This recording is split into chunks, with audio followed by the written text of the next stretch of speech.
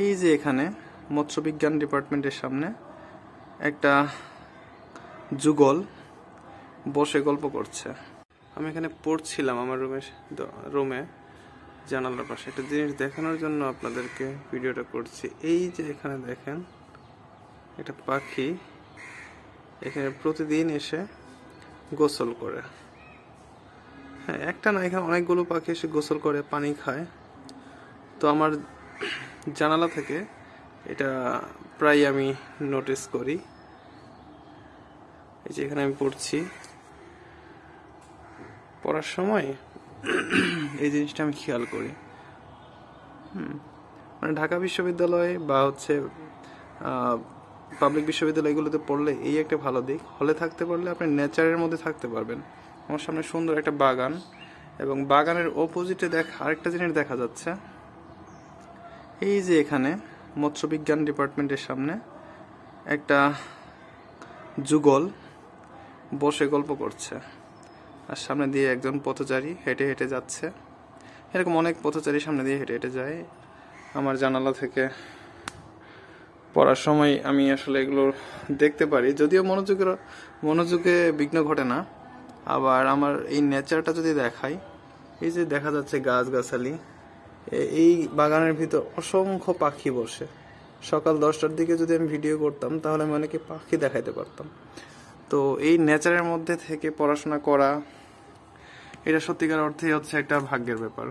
বাগানটা বেশ বড়। এই পাশটা, এই বাগানের ঠিক ওই অপর প্রান্তে একটা পুকুর আছে বিশাল বড়, যেটা শহীদুল্লাহ হলের পুকুর নামে পরিচিত।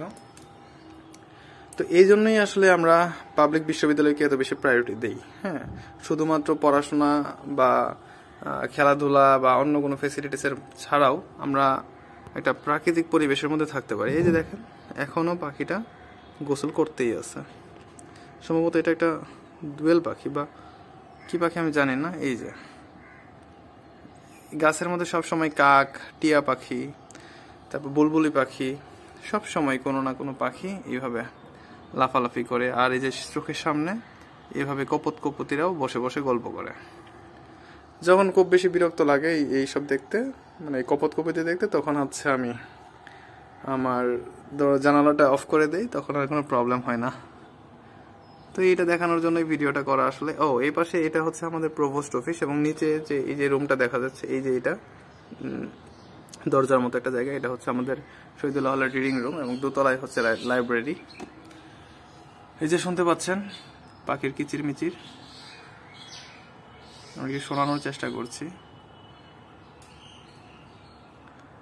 তো এই জন্যই আসলে তোমরা যদি পাবলিক বিশ্ববিদ্যালয়ে পড়তে চাও, কেন পড়তে চাইবা, এইগুলো হচ্ছে কিছু ছোট ছোট কারণ।